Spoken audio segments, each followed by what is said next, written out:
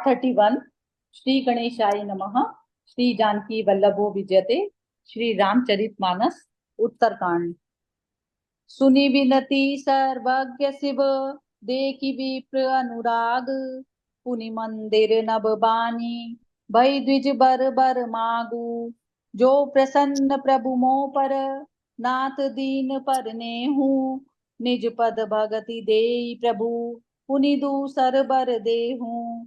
तब माया बस जीव जड़, संतत फिरई भुलान। तेहि पर क्रोध न करई, प्रभु कृपा सिंधु भगवान। शंकर दीन दयाल अब, एहि पर हो कृपाल। श्राप अनुग्रह होई जेहि, नाथ थोरई काल। मंगल भवन अमंगल हारी, द्रव उसो दशरथ अजिर बिहारी। सर्वज्ञ शिवजी से विनती सुनी और ब्राह्मण का प्रेम देखा। तब मंदिर में आकाशवाणी हुई कि हे द्विज श्रेष्ठ, वर मांगो। ब्राह्मण ने कहा, हे प्रभु, यदि आप मुझ पर प्रसन्न है और हे नाथ, यदि इस दीन पर आपका स्नेह है, तो पहले अपने चरणों की भक्ति देकर फिर दूसरा वर दीजिए। हे प्रभु, यह अज्ञानी जीव आपकी माया के वश होकर निरंतर भूला फिरता है। हे कृपा के समुद्र भगवान, उस पर क्रोध न कीजिए। हे दीनों पर दया करने वाले शंकर, अब इस पर कृपालु होइए, जिससे हे नाथ थोड़े ही समय में इस पर शाप के बाद अनुग्रह हो जाए। एहि कर होई परम कल्याणा, सोई करहूँ अब कृपा निधाना। विप्र गिरा सुनि पर हित सानी, एवं स्तुति भय नभ बानी। हे कृपा निधान, अब वही कीजिए जिससे इसका परम कल्याण हो। दूसरों के हित से सनी हुई ब्राह्मण की वाणी सुनकर फिर आकाशवाणी हुई, एवमस्तु, ऐसा ही हो। यद्यपि कीन यही दारुण पापा, मैं पुनि दीन क्रोध कर श्रापा। तदपि तुम्हारी साधुता देखी, करेऊँ यही पर कृपा विशेषी। यद्यपि इसने भयानक पाप किया है और मैंने भी इसे क्रोध करके शाप दिया है, तो भी तुम्हारी साधुता देखकर मैं इस पर विशेष कृपा करूंगा। समाशील जे पर उपकारी, ते द्विज मोहि प्रिय जथा खरारी। मोर शाप द्विज व्यर्थ न जायं, जन्म सत अवश्य पायं। हे द्विज, जो क्षमाशील एवं परोपकारी होते हैं, वे मुझे वैसे ही प्रिय हैं जैसे खरारी श्री रामचंद्र जी। हे द्विज, मेरा शाप व्यर्थ नहीं जाएगा, यह 1000 जन्म अवश्य पाएगा।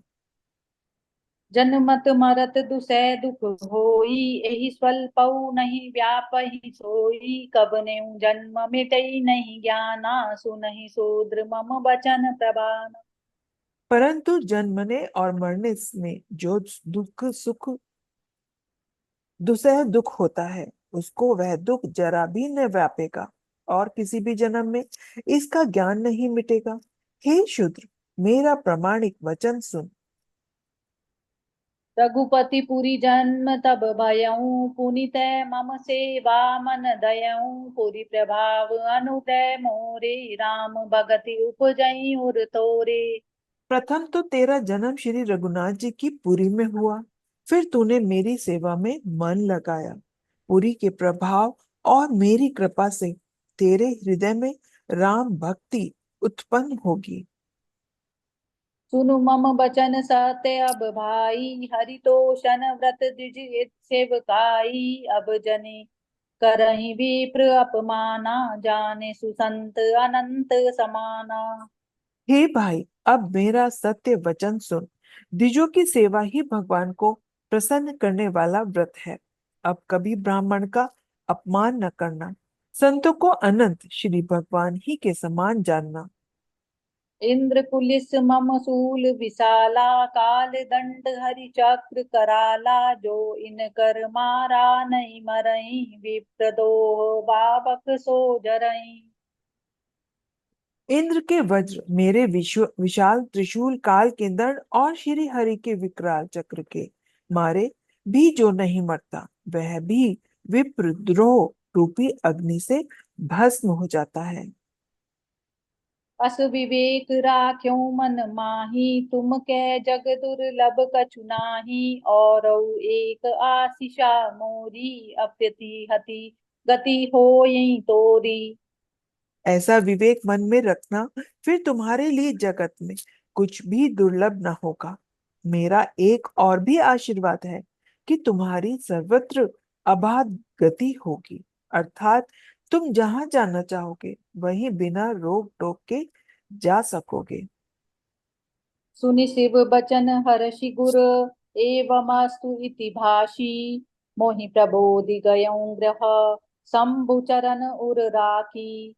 प्रेरित काल विधि गिरि, जाय भयऊँ मैं ब्याल। पुनि प्रयास बिनु सो तनु, तयऊँ तजऊँ गए कछु काल। जोई तनु धरऊँ तजऊँ पुनि, अनायास हरि जान। जिमिनु तन पट पहिरे, नर परिहरइ पुराण। शिव राखी श्रुति नीति अरु, मैं नहीं पावा कलेस। एहि विधि धरऊँ विविध दनु, ज्ञान न गयऊँ कय खगेश। मंगल भवन अमंगल हारी, द्रवहु सो दशरथ अजिर बिहारी। आकाशवाणी के द्वारा शिव जी के वचन सुनकर गुरुजी हर्षित होकर ऐसा ही हो यह कहकर मुझे बहुत समझाकर और शिव जी के चरणों को हृदय में रखकर अपने घर गए। काल की प्रेरणा से मैं विंध्याचल में जाकर सर्प हुआ। फिर कुछ काल बीतने पर बिना ही परिश्रम के मैंने वह शरीर त्याग दिया।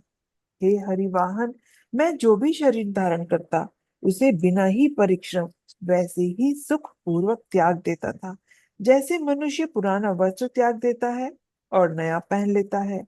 शिवजी ने वेद की मर्यादा की रक्षा की और मैंने क्लेश भी नहीं पाया।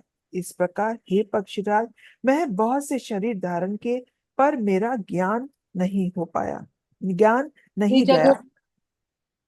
त्रिजग देव नर जोई तनु धरयूं, तै तै राम भजन अनुसरयूं। एक सूल मोहि बिसर न काऊ, गुर कर कोमल सील सुभाऊ। त्रियंश योनि में देवता या मनुष्य का जो भी शरीर धारण करता, वहां वहां मैं श्री राम जी का भजन जारी रखता। इस प्रकार मैं सुखी हो गया, परंतु एक शूल मुझे बना रहा। गुरु जी का कोमल सुशील स्वभाव मुझे कभी नहीं भूलता। अर्थात मैंने चर एक अर्थात मैंने ऐसे कोमल स्वभाव दयालु गुरु का अपमान किया। यह दुख मुझे सदा बना रहा।